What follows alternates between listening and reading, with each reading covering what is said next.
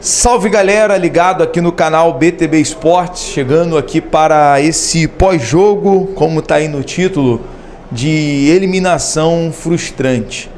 Confesso que era um sonho aqui, BTB Esportes, onde a torcida do Vasco é diferenciada de tudo e de todos. Era um sonho poder cobrir uma final de Copa do Brasil, mas quero primeiramente já começar esse vídeo, esse pós-jogo, parabenizando o torcedor. Parabenizando o torcedor cruzmaltino que fez uma grande festa nesta noite de sábado aqui em São Januário. Parabenizar a torcida que apoiou até o final e também a postura dos jogadores que lutaram, que buscaram essa classificação, que seguraram 1-0 até onde pôde, até onde deu.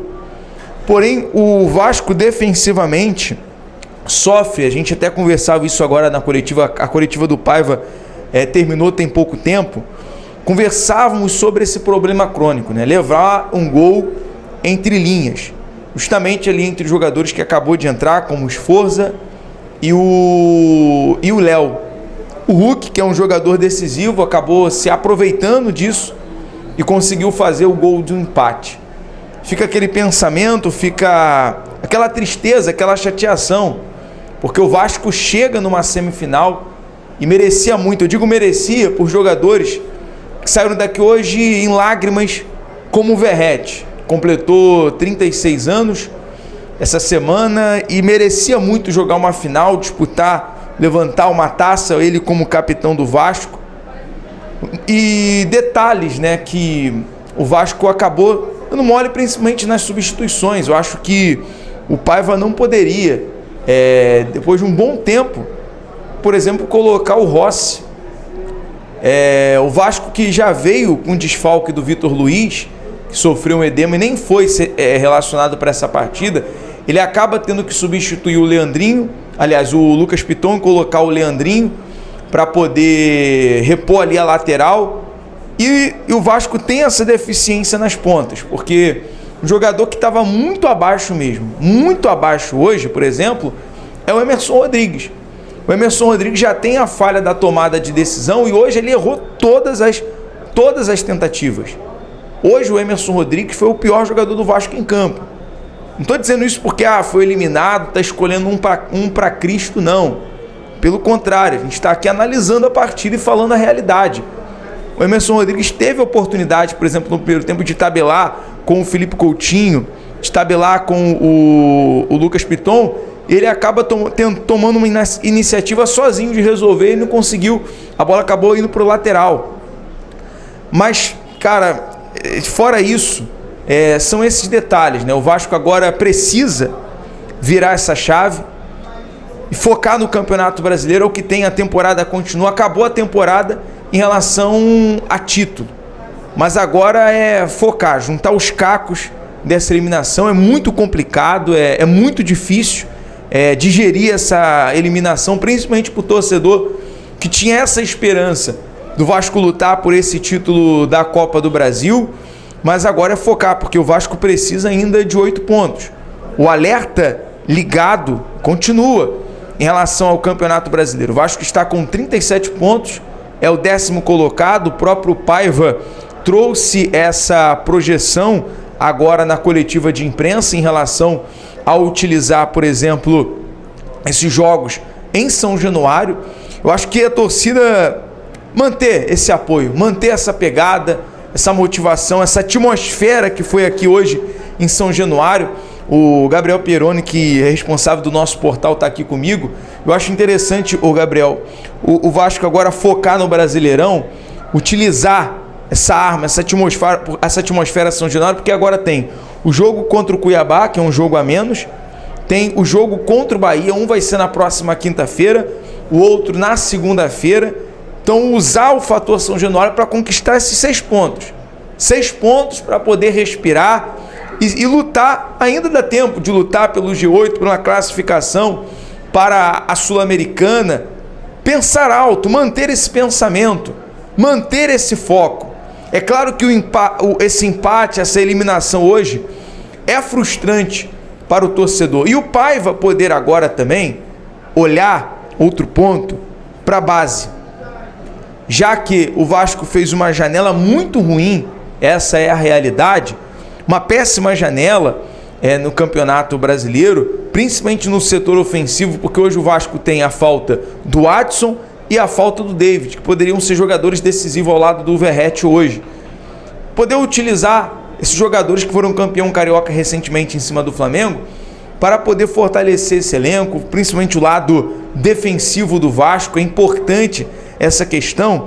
Mas voltando aqui à partida de hoje, nós temos que falar também pela arbitragem. Ah, mas está colocando a culpa na arbitragem. Não. Hoje, o Ramon Abate Abel atrapalhou muito esse jogo. Atrapalhou demais, demorou muito para analisar, para avaliar o pênalti. Teve uma situação, por exemplo, em que o Vasco acontece um desarme e uma falta. E o Paulo Henrique sai em vantagem pela ponta, ele sairia na cara do gol ou em condições de tocar para o Verratti fazer o gol. E o Ramon Abate Abel, vendo essa jogada, ao invés de ele dar a vantagem, ele acaba também paralisando, dando a falta. Então eu não entendo certos critérios do Ramon Abate Abel nessa partida. Como, por exemplo, o Vasco ficou mais de 5 minutos com um a menos. Quando o Lucas Piton sente, ele sai pelo departamento médico, até fica essa preocupação em saber como é que está o jogador agora, e ele não permite. O quarto árbitro não permite. Dava tempo do Leandrinho ir para a partida, o escanteio ser autorizado, mas ele autoriza o escanteio e não permite que o Leandrinho vinha entrar na partida. E o Vasco fica por mais de 5 minutos com um a menos em campo. E foi nessa hora que eu percebi que o Vasco começou a recuar e o Atlético Mineiro gostar do jogo. Porque antes da entre aspas, né, lesão do Piton, o Vasco estava muito bem no segundo tempo. O Vasco estava ameaçando. Foi nessa hora, tá? Foi exatamente nesse momento que o Vasco teve que recuar. E recuar para o Vasco é um perigo. Jogar recuado para o Vasco é um perigo muito grande. E o Vasco acaba sofrendo um gol crônico do Hulk, que é decisivo. Então, muitos detalhes que a gente for observar agora, analisando pós-jogo, pós a coletiva aqui do Paiva, que o Vasco também foi prejudicado nesse momento, tá? Nesse momento o Vasco foi muito prejudicado pelo senhor Ramon Abate Abel, porque o Vasco teve que recuar na partida, teve que se defender e o Atlético Mineiro começou a gostar da partida. Claro, temos que trazer o mérito para os jogadores do Atlético, jogou muito. Arana, Hulk, Paulinho, foram bem na partida, fizeram a sua parte, fizeram o seu papel, queriam a classificação. O Atlético agora tem chance na Copa do Brasil, tem chance na Libertadores e queriam muito essa classificação. Então é nítido que iriam entregar a vida em campo e o Vasco sofre o gol nos 84 minutos, 83 minutos do segundo tempo. Mais 10 minutinhos ali conseguiria levar esse jogo para os pênaltis, que era uma arma que o Vasco tinha. E era óbvio que os jogadores do Atlético estavam com esse receio, tá? Era nítido no segundo tempo, no jogo a gente conseguiu, depois do empate, observar que os jogadores do Atlético tinham esse receio de ir para os pênaltis, porque sabe que o Vasco é forte nos pênaltis. Mas agora, galera, não tem jeito. É virar a página, amanhã a gente está aqui trazendo mais informação, mais notícia. A gente faz esse pós-jogo sempre aqui com um desabafo, o torcedor também desabafar. Você que está chateado, tá pé da vida com Paiva, com algum jogador. É claro que na sua maioria, tá? Jogadores como Hugo Moura, Piton, Jardim, Verratti, o João Vitor se entregaram em campo, se dedicaram em campo. Cara, o Puma Rodrigues jogou muito o primeiro tempo. Ele teve uma chance, um chute de fora da área, que o Everton faz uma defesa sensacional. Então agora é virar a página mental para esse jogo, para esse Campeonato Brasileiro, jogos em casa. Depois o Vasco viaja para Fortaleza, encara o Fortaleza na Arena Castelão. É virar a página, galera. Eu sei que o torcedor, a gente está muito chateado, a gente cobra o dia a dia do Vasco. Queria estar agora com o torcedor junto nessa classificação, pensando na final da Copa do Brasil. Mas é isso, não se anda para frente olhando para trás. Agora é olhar para frente, é seguir em frente. É o Vasco ter um planejamento melhor para 2025, um time mais competitivo para poder disputar títulos.